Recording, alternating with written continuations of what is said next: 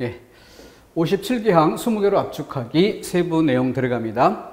앞 시간에 우리가 그 맞춤법 전체 원리에 대한 이런 설명을 드렸기 때문에 이번 시간에 다시 처음부터 다시 출발하게 됩니다. 물론 이제 총칙 1, 2, 3항 빼고 그리고 자음 모음에 관한 4항 빼고 5항부터 바로 출발하게 될 겁니다. 자, 여기 상단에 페이지 124쪽. 그래서 지금 124쪽이라고 했는데 5항이니까 중간 아랫부분 소리에 관한 것 중에 된소리 여기에 관한 것부터 들어가는 것이죠. 지금 항을 줄여서 이렇게 정리번호로 배열을 다시 합니다. 자, 기역, 비읍, 받침 뒤에서 나는 된소리는 같은 음절이나 비슷한 음절이 겹치지 않으면 된소리로 적지 않는다. 그래서 색시 할 때 시로 소리가 나지만 된소리 적지 않는다는 거고, 갑자기 짜 된소리 적지 않는다는 거죠. 자, 그랬을 때 그 근거를 예시에 기대해서 다시 돌아갔을 때 기역, 비읍, 받침 기역 받침, 비읍 받침 이 두 가지 경우를 얘기한 거예요. 자, 그런데 이것만으로 끝나는 게 아니라 지금 이 부분이 5항이에요. 여기 그 124쪽. 그런데 뒤에 54항에도 이것과 유사하게 관련되는 이런 부분이 있습니다. 그러니까 시험 문제를 구성할 때는 이 5항에 나오는 이 내용하고 54항에 나오는 내용을 선택지에 섞어서 이렇게 출제하게 된다는 거죠. 그래서 비교해 주는 게 중요합니다. 자, 그때 뒤쪽에 학빼기. 그럼 요거 말고 곱빼기, 뚝빼기. 자, 이런 것들이 이제 같이 관련되는 거죠. 그때 학빼기는, 곱빼기나 뚝빼기는 뜻을 아니까, 뜻으로 잠자리의 유충. 이렇게 해서 뜻을 공부하는 데 도움되라고 좀 참고해 본 것이고요. 다음 중 표기가 옳지 않은 것이라고 질문할 때 여러분들이 점검하면서 나중에 헷갈리는 단어가 있으면 여기 5번 선택지, 6번 선택지 이렇게 같이 넣어주고 공부해도 도움이 됩니다.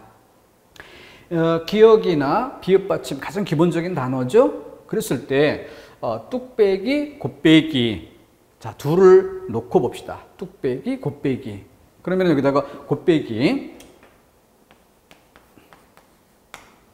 자, 그랬을 때 곱이라고 하는 것은 형태수가 구별이 되겠죠. 형태수가 구별이 됩니다. 그러면 뒤에 배기라고 하는 것 소리가 된소리로 난다라고 하더라도 이 부분이 형태수가 일단 구별된 조건에서 견주어져야 된다. 그런데 뚝배기 같은 경우는 어때요? 뚝배기는 이거는 뚝하고 형태수를 구별할 수 있는 게 아니죠. 이것 자체가 한 덩어리다라는 조건 자체가 다릅니다.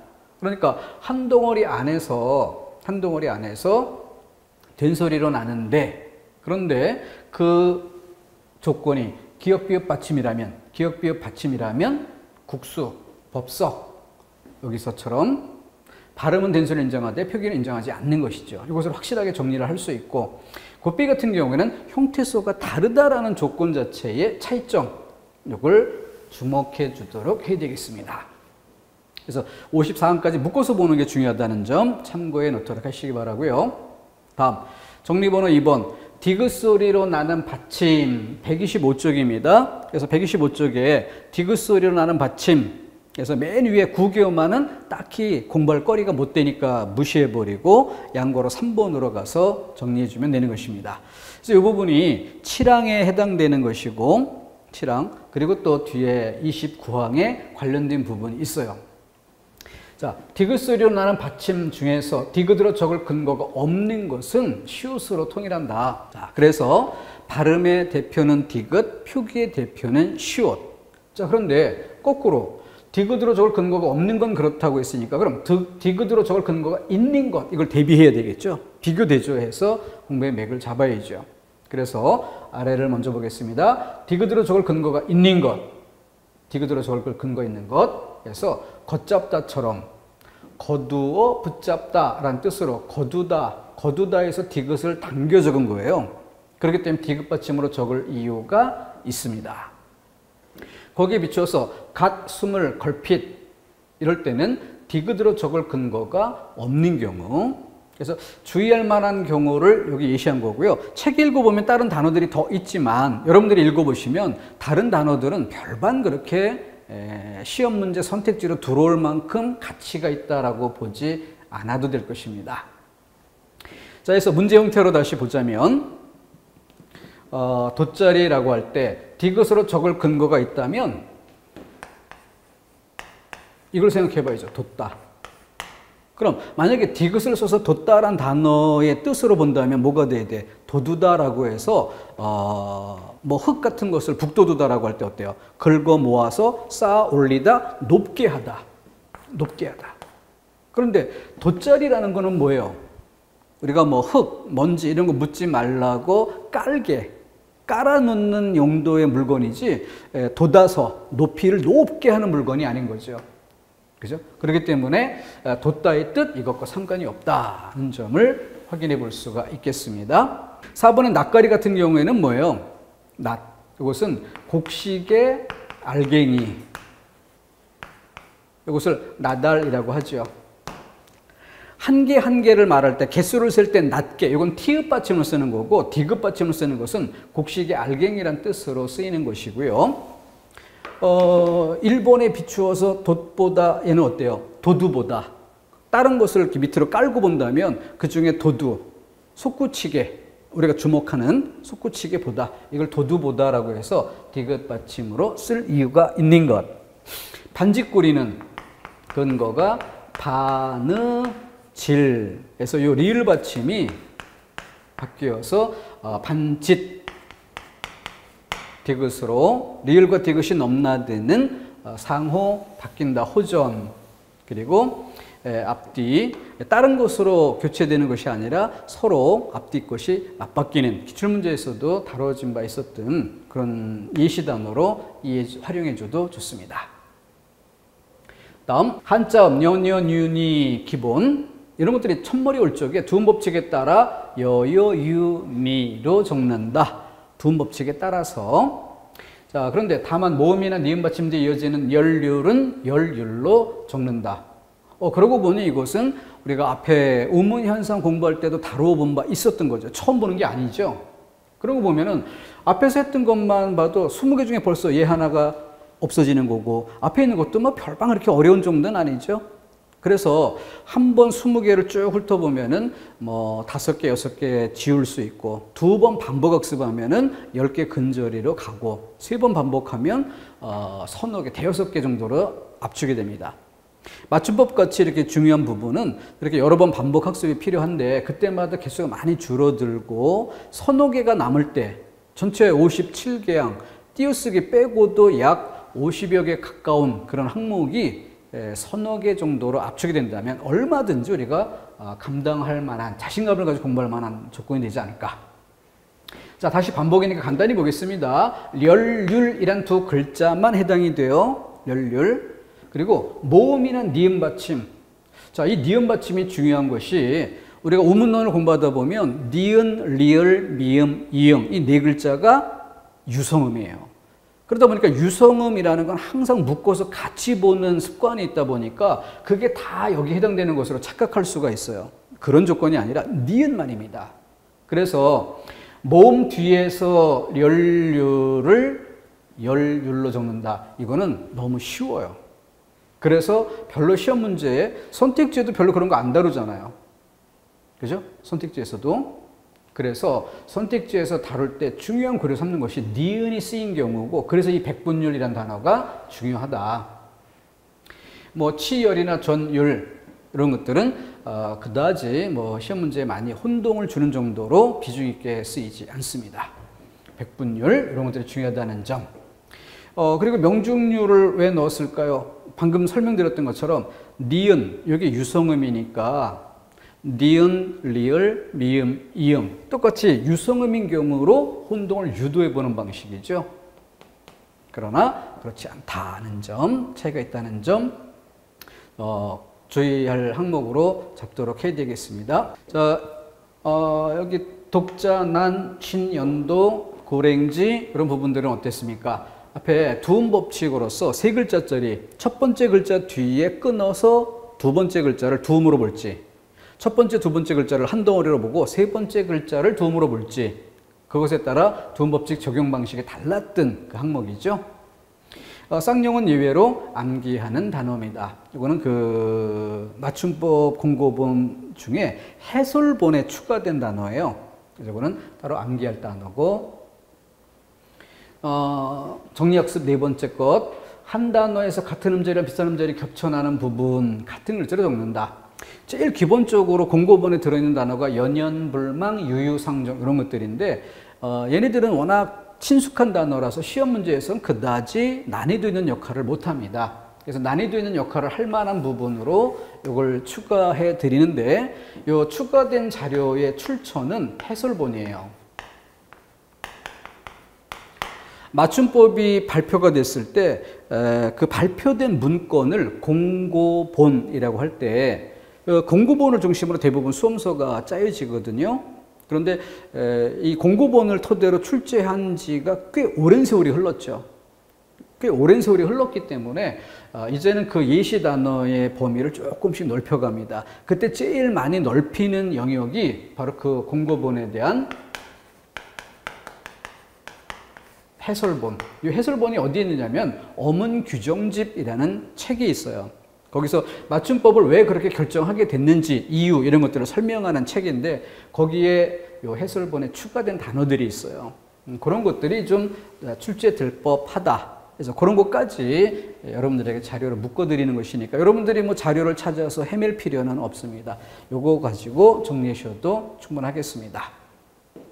여기는 지금 유유상종 뭐 쉽게 알만한 그런 것들로 제시를 했는데, 낭랑하다, 낭랑하다 이 경우인데 언뜻 보면은 착각할 수도 있다. 늠름하다, 늠름하다 이 부분이죠. 근데 이런 것 봐도 그럴듯하다라고 착각할 수 있다면 더더욱 마킹해서 암기하도록 하는 것이 필요하겠습니다. 자, 28쪽에 있었던 내용이었고요. 다음 넘어가서 정리번호 5번. 두 개 용언이 어울려 한 개 용언이 될 적에, 두 개 용언이 어울려 한 개 용언이 될 때 앞말의 본뜻이 유지되고 있는 것은 그 원형을 밝혀줬고, 그 본뜻에서 멀어진 것은, 처럼 본뜻이 유지되면 분철, 본뜻이 유지되지 않으면 연철. 그러면 결국 우리 맞춤법 가장 기본적인 학습 원리로 제시했었던 바로 떡볶이형, 떡볶이형, 그리고 문열이형, 이거 그대로 적용하면 되는 거죠.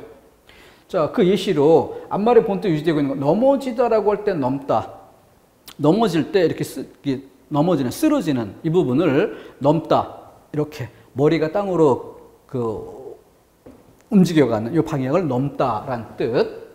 늘어나다, 고무줄 이렇게 늘어나다, 늘다, 이 뜻이 살아있다는 거죠. 넘다 이 뜻.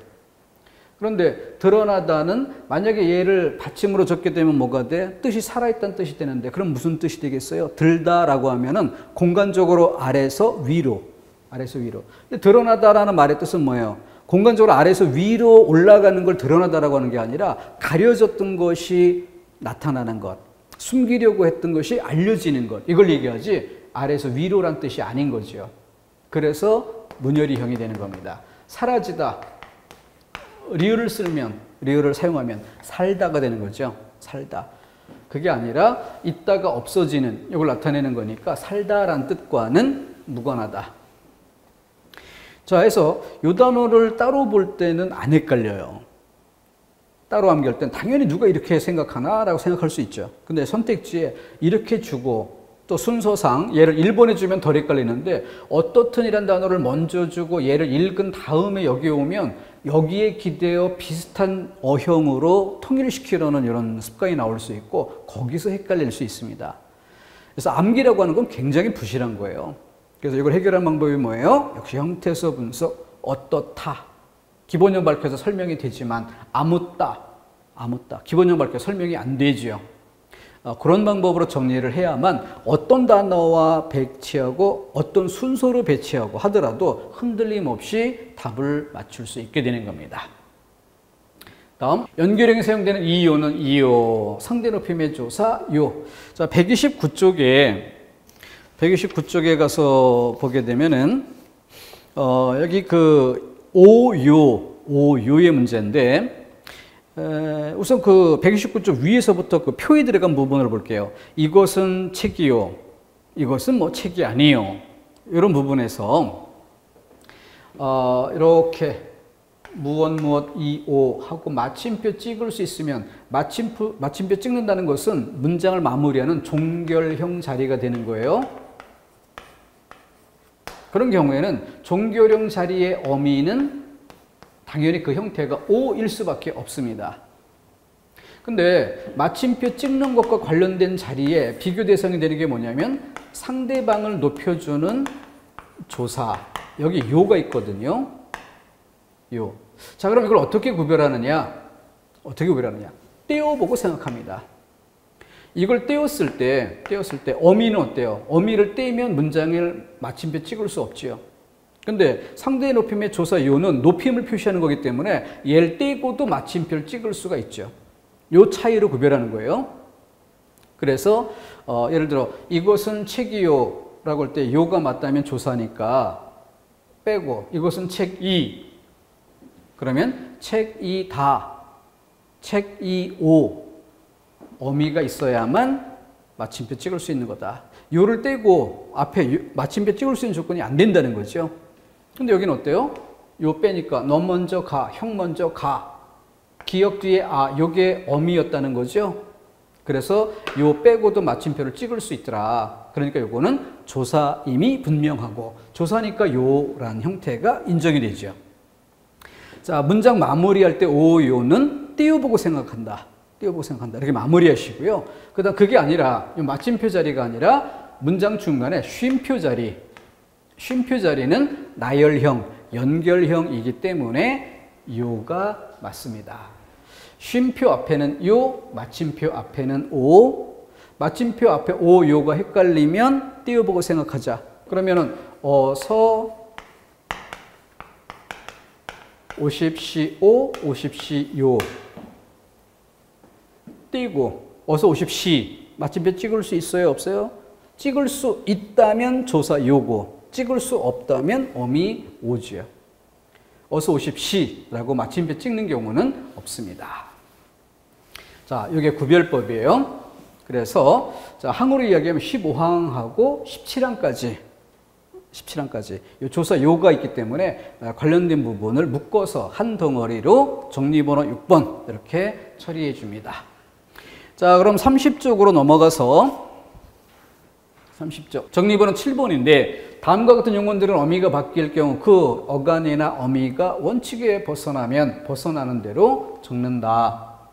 자, 여기에 7급을 준비하시거나 아니면 서울시를 준비하는 이런 분들은 여기다가 참고로 고전문법 해서 고전문법 중에서 어디냐면 소실문자 이 부분하고 연계학습을 한다는 점을 메모해 두시면 좋겠습니다. 간단히 한번 짚고 그냥 넘어갈게요. 꼭 철저하게 이해할 건 아니니까. 시옷 같은 경우에는 앞뒤에 한쪽에는 유성음, 한쪽에는 무성음 이럴 때 시옷이 자기 소리값을 유지하고 있다가 앞에도 유성음인데 뒤에 어미 활용할 때 뭐 다 이런 것들이 오면 무성음이잖아요. 디귿. 그러니까 자기 소리값 유지를 해. 그런데 뒤에 이런 것들이 오면 초성이 없는 거니까 뒤에 모음이 오는 앞에도 유성음 뒤에도 유성음이 되는 이런 조건으로 결합 조건이 바뀌는 겁니다. 그럼 이 가운데 얘가 양쪽이 유성음이니까 견디지 못하고 유성음으로 바뀌어요. 샌드위치 돼가지고 양쪽에 영향을 받으니까. 그래서 얘가 반치음으로 바뀌어요. 근데 반치음은 방금 전에 뭐라고 했습니까? 소실문자. 얘가 없어지는 거야. 그러니까 없어져 버리죠. 그런 과정을 거친 경우예요. 그래서 어간의 그 시옷이 줄어질 적, 긋다. 긋다에서 줄을 있다로 먼저 생각해 봅시다. 있다가 어를 만나면 이렇게 반치음으로 변했다가 얘가 소실문자가 되니까 이렇게 바뀐다는 얘기예요. 줄을 잇다, 줄을 이어라. 거기서 시옷이 사라진 거죠. 그런 변화 경로를 겪은 요것이 이제 요 시옷이 줄어지는 경우고요. 근데 여기에 비추어서 다른 게 있어요. 비읍. 얘는 좀 달라. 어떻게 다르냐면은 똑같은 조건에서 얘가 시옷이 반치음이 되듯이 얘도 유성음이 될 때 순경음, 비읍 이렇게 바뀌거든요. 근데 이렇게 순경음, 비읍으로 바뀐 이것이 반치음처럼 없어지고 마는 게 아니라 세 가지로 바뀝니다. 하나는 오로 바뀌고, 하나는 우로 바뀌고, 하나는 반치음처럼 탈락해버려요. 그러면은 어떨 때 오로 가고 어떨 때 우로 가느냐? 바로 어울리는 그 뒤에 양성이 오면 양성인 오로, 음성인 어가 오면 음성과 어울릴 수 있게 우로 이렇게 바뀌는 겁니다. 아주 특이하게 자음이었던 비읍이 유성음, 순경음으로 변했다가 모음으로 바뀌는 아주 독특한 변화 과정을 거치게 되죠. 자, 그래서 그걸 챙겨보는 것이 필요한 부분이 바로 이 항목입니다. 참고해 놓도록 하십시오. 그래서 좋은 예를 하나만 더 들고 갑시다. 고맙다. 그러면 이거 어를 만나면 그러면 순경은 비읍으로 바뀌겠죠. 고마하고 순경은 비읍. 그럼 아를 만나면 고마바, 어를 만나면 고마버 이렇게 바뀔 거고, 아와 어울리려면 고마와, 어와 어울리려면 고마워 이렇게 바뀌겠죠. 이렇게 두 가지 양성으로 쓰이다가 현대 국어에 이르면서 어떻게 돼요? 모음주어가 파괴된 형태를 인정하니까 이렇게 결정이 된 거죠. 고마워, 고마워. 고마워는 자연스럽지만 고마워 하면 왠지 좀 낯간지러운 이런 느낌이 남죠? 자연스럽지 못하다는 뜻입니다. 자, 그런 이등 경로를 보여주는 게 여기 있습니다. 참고해도 들어가시고, 그 다음 중간에 의가 줄어질 적 이 부분은 어디에서? 우문 변화에서 축약, 탈락, 첨가. 축약, 탈락, 첨가. 기억날 거예요. 그러면은 자세한 내용이 떠오르지 않는다라고 하더라도 바로 사이소리 설명했던 것보다 조금 더 앞쪽에 설명했던 것, 대략 어떤 페이지인지 알 수 있죠. 사전 찾아보듯 해당 페이지 확인해 볼 수 있습니다. 그래서 맥을 잡고 여기서 잠구다 이 부분 가지고 한번 설명을 해볼게요. 우문 변화에서 우리가 축약을 공부해 본 바 있습니다. 그것을 본래의 것으로, 축약 이전의 것으로 환원하는 방법, 그걸 뭐 여러 가지로 이름을 붙일 수 있는데 좀 어렵게 이야기하면 재음소화 뭐 이런 말을 써볼 수도 있는데 뭐 굳이 이런 문법 용어 알아야 되는 거 아니니까 축약하기 이전의 상태로 되돌린다. 뭐 이런 정도로 맥을 잡아주면 됩니다. 그때 제일 좋은 방법이 뭐냐면 기본형 밝히기예요. 기본형 밝히기는 누구나 잘 할 수 있잖아. 자, 그러면 이렇게 되는 거예요. 문을 요거 가지고 갑시다. 잠궈라.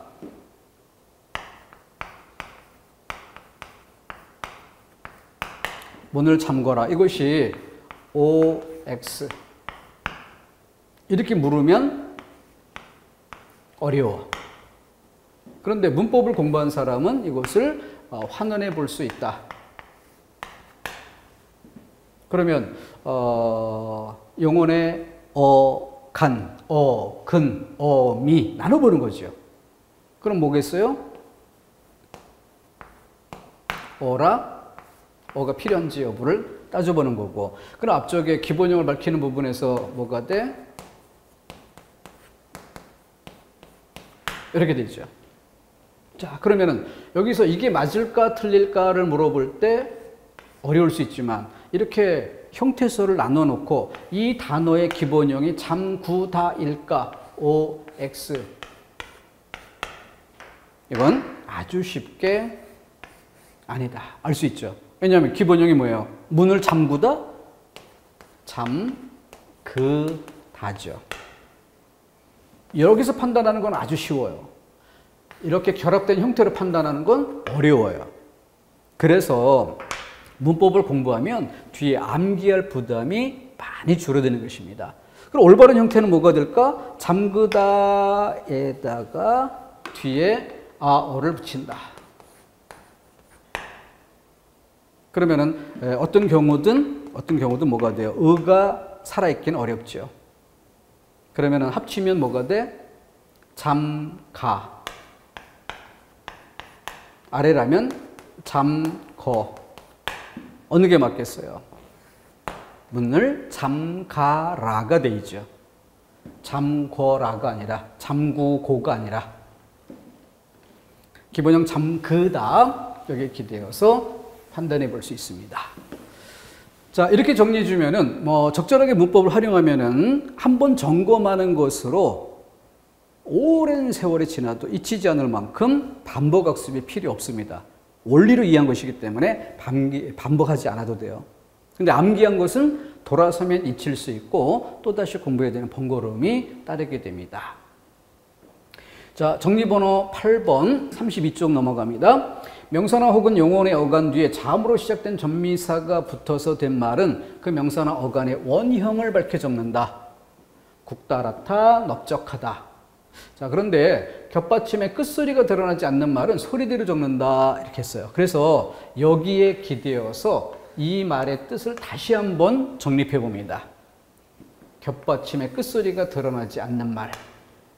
그러면 앞으로 돌아가서 자음으로 시작된 전미사가 붙어 된 말은 이렇게 이것만 생각하지 말고 겹받침에 끝소리가 드러난 이것과 대비돼야 되니까. 자, 그래서 살펴봅니다. 국다랗다. 겹받침의 끝소리가 뭐예요? 겹받침 리을 기억이죠. 리을 기억. 거기서 끝소리가 드러났다, 드러나지 않았다. 뭐로 소리가 나요? 리을로 소리가 나요? 기억으로 소리가 나요? 기억으로 소리가 나죠. 그러니까 이거는 끝소리가 드러난 경우. 리을 비읍. 널쩍하다, 넓적하다. 어느 게 맞는 발음입니까? 넓적하다. 리을이에요, 비읍이에요? 비읍이지. 이렇게 끝소리가 드러난 것, 이것을 좀 다르게 바꿔서 이해하면 뭐예요? 끝소리가 드러났다는 것은 이 전체가 온전히 발음됐다는 거고요. 온전히 발음됐다는 것은 그 글자의 뜻 충분히 우리가 의식한다는 거예요. 어원의식이 살아있다라는 경우로 준해서 묶어갑시다. 근데 이 널따랗다, 널찍하다가 원래 리을 비읍, 자, 이 단어에 관련돼 있겠죠? 널따랗다, 널따랗다, 넓다, 이거 관련돼 있겠지? 근데 발음을 잘 보세요. 널따랗다. 리을 비읍에서 뭐가 소리가 나? 앞에 게 소리가 나요. 그럼 뒤에 게 소리가 나지 않는다는 것, 끝소리가 드러나지 않는 것, 이거죠. 그러니까 이 경우를 위에 것과 대비해서 뭐로 봐? 끝소리까지 다 드러나면은 온전히 발음됐다, 온전히 발음됐다, 어원식 살아있다. 온전히 발음되지 못했다. 그 형태소의 본뜻이 살아있지 못하다. 자, 그래서 떡볶이형, 문열이형 이란 줄기로 연결하는 거죠. 끝소리가 드러나는 것과 끝소리가 드러나지 않는 것. 끝소리가 드러난 것은 떡볶이형, 형태소의 원형이 살아있다. 끝소리가 드러나지 않는 것은 형태소의 원형의 그 뜻이 살아있지 않다. 문열이형. 이렇게 연결 지으면 좋습니다.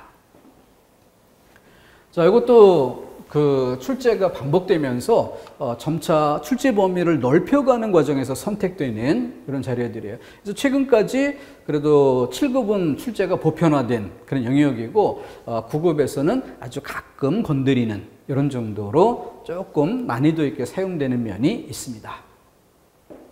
자, 9번. 여기는 뭐 하다나 거리다가 붙는 것 이런 내용들을 담는데 그거는 쉬워서 이 부분은 좀 쉬워서 노란색으로 이렇게 깔쭉이 배불뚝이 좀 암기할 만한 거리를 골라드린 것이고요. 참고로 오히려 더 중요시 여길 만한 부분을 제가 강조를 좀 드려봅니다.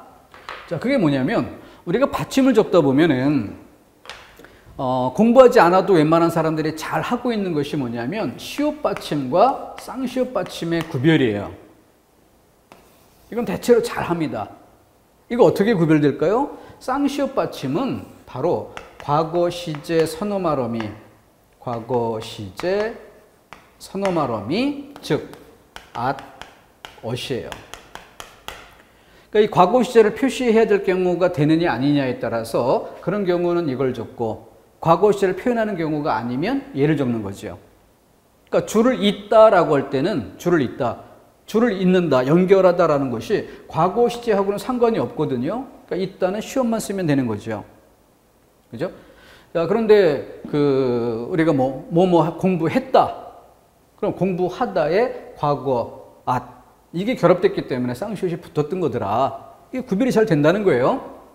자, 근데 얘네들과 달리 여기서 보이는 것처럼 기역 받침을 쓰는 것과 쌍기역 받침을 쓰는 경우는 헷갈리는 경우가 꽤 많더라. 그래서 이 줄기를 어떻게 구별하느냐? 일단 동사로 맥을 잡자. 동사는 쌍기역이고 동사가 아니면 기역이다. 이걸로 기본 맥을 잡는 거예요. 자, 그래서 동사를 봅시다. 깎다, 꺾다, 낚다, 묶다, 볶다. 다 동사죠? 움직임을 나타내죠? 이런 것들이 쌍기역이에요. 그러면 이 부분을 비교해서 잘 살펴볼 수 있는 표준이 되는, 기준이 되는 단어가 낚다와 낙지입니다. 그래서 낚시라는 말은 왜 쌍기역이야? 낚다라는 동사에서 비롯된 말이니까. 그런데 낙지는 낚는 것과 무관하죠. 낙지. 그러니까 걔는 기역이 되는 겁니다. 이렇게. 이걸로 기본을 잡아주도록 하세요. 자, 그런 상태에서 깍두기는 깎아서 깍두기가 아니잖아요. 깍둑깍둑 쏘는 그 소리를 음차한 거기 때문에 쌍기역과 무관한 것입니다. 그죠? 그래서 필수 암기로 썩다와 찍다. 이것만 암기하자. 이외로. 썩다, 찍다 두 개를 기억으로 암기해 두시고요. 나머지는 동사에서 유리하면, 동사이거나 동사에서 유리하면 쌍기역. 그렇지 않으면 기역. 이렇게 대비해 두면은 깔끔하게 정리가 됩니다. 이렇게 해서 정리번호 9번까지 했고, 정리번호 하나만 더 해봅시다. 10번까지. 자, 하다가 붙는 어근에 히나 이가 붙어 부사가 되거나 부사 이가 붙어 뜻을 더하는 경우에 원형을 밝혀 적는다. 자, 하다가 붙는 어근, 꾸준하다, 도저하다. 근데 꾸준하다는 바로 공감이 되는데 도저하다? 얘 또 뭐야? 엉뚱하게 말뜻이 낯설 수 있어요. 그래서 이 단어는 7급에서 문맥상 그 뜻을 고려해서 문장 안에 단어의 쓰임이 적절한지를 묻는 이런 방식으로 우회적으로 돌려서 출제했던 바가 있습니다. 도저하다라는 말이 쓰입니다. 어쨌든 거기에 히나 이가 붙는 경우 꾸준, 히, 도저, 히 이렇게 표기해 줍니다. 부사 이가 붙는 경우도 역시 부사의 원래 부사인데 이가 붙어서 또 부사가 돼. 곰곰, 자, 이 빼고 곰곰 생각하다, 더욱 좋다. 영혼을 꾸미는 부사죠. 근데 곰곰이 생각하다, 더욱이 잘하다. 그래서 이가 붙은 상태에서도 역시 부사가 되는데 중요한 얘기는 뭐예요? 분철 표기한다는 겁니다. 근데 분철 표기에서 이렇게 받침이 있는 것들은 시험 출제 거리가 돼요. 근데 받침이 없으면 분철 표기 한다 안 한다 뭐 따질 것 없이 항상 표기는 똑같아. 헷갈리지 않아. 그러니까 얘는 표기법으로 출제할 거리가 못 되죠. 받침이 없어서. 그래서 단어의 뜻풀이 쪽으로 출제를 옮겨갔던 거고 얘네들은 단어 표기로 출제할 만한 중요한 거리가 되는 것입니다. 자, 그래서 하다가 붙을 수 있는 말, 하다가 붙는 어근, 요거를 다른 표현으로 살짝 바꿔주면 어떻게 해요? 하다가 붙는다는 얘기는 어원의식이 살아있다는 뜻으로 바꿔 이해하십시오. 그러면 하다가 붙는다, 어원의식이 살아있다. 그러면 우리 기본 학습의 틀로 볼 때 뭐예요? 바로 떡볶이형이 되는 거죠. 떡볶이형. 자, 그렇게 해서 정리를 해주면 됩니다. 이렇게 10개까지 봤는데 나머지는 좀 끊어서 보기로 하고요. 분량이 너무 길면 지루하니까. 맨 앞에 1, 2, 3 세 가지 패턴을 얘기했습니다. 근데 거기 도달하기 전에 실질형태소와 실질형태소가 만날 때, 실질형태소와 형식형태소가 만날 때 우리가 뭘 고려해야 되는지 기본 원리를 얘기했습니다. 다시 한번 돌아가서 정리를 해보시고요. 그러다 보면은 정작 관심의 포인트는 실질 형태수하고 형식 형태수 중에서도 접사를 만나는 이 조건이 가장 중요한 포인트가 된다. 나머지는 다 형태수 원형을 구별해 적으면 되니까. 그런데 실질 형태수와 접사가 만나는 이 조건을 다시 세 가지 패턴으로 나눈다는 거죠. 떡볶이형, 문열이형, 지푸라기형. 용례가 유일한 지푸라기형. 용례가 유일한 거니까 걔네들은 암기한다는 생각 말고 그냥 눈여겨보는, 훑어보는 이런 정도로 몇 번 반복하면 됩니다. 자연스럽게 익어가요. 그러니까 거기는 부담 없이 빼버리고, 그래서 둘 중 하나, 바로 실질 형태에서의 뜻 살아있고 접사도 여러 단어에 두루두루 쓰이기 때문에 분절 표기하는 떡볶이형과 실질 형태에서의 뜻이 변했기 때문에 소리 난 대로 적어줘야 되는 문열이형, 이 둘의 패턴이고, 그 중에 실제 뜻이 살아있다 아니다라는 것으로 꼭 맞아떨어지지 않는 게 세 군데가 있는데 벌써 두 군데나 나왔어요. 하나를 하다가 붙는다. 이 하다가 붙는다를 어떻게 실제 형태에서의 뜻이 살아있다는 떡볶이형으로, 그리고 앞에 지나간 것 중에 무엇? 리을 비읍, 겹받침의 끝소리까지 온전히 발음되는 경우를 분출 표기한다. 이거를 겹받침의 끝소리까지 다 발음되는 것을 떡볶이형으로 보자.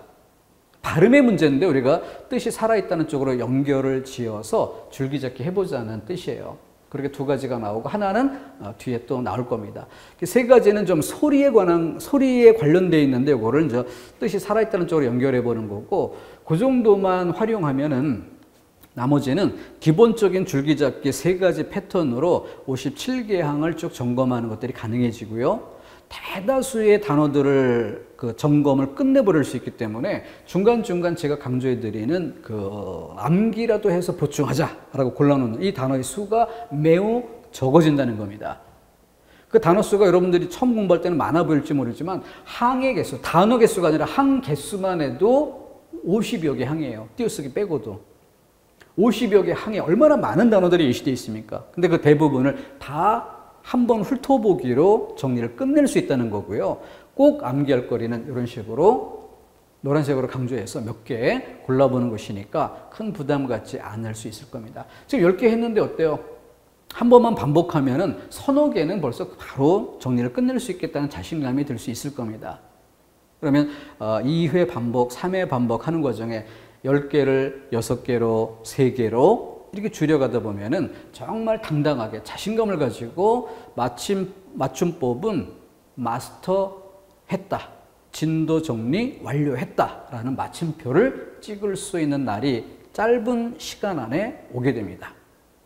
자, 그날을 희망으로 생각하고 지금은 조금 낯설고 어려운 부분이 있다 하더라도 조금 더 익숙히 하는 그런 과정이 있으면 되겠다. 이렇게 자신감을 갖기를 희망하고요. 나머지는 다음 시간에 또 10개 정리해 보도록 하겠습니다.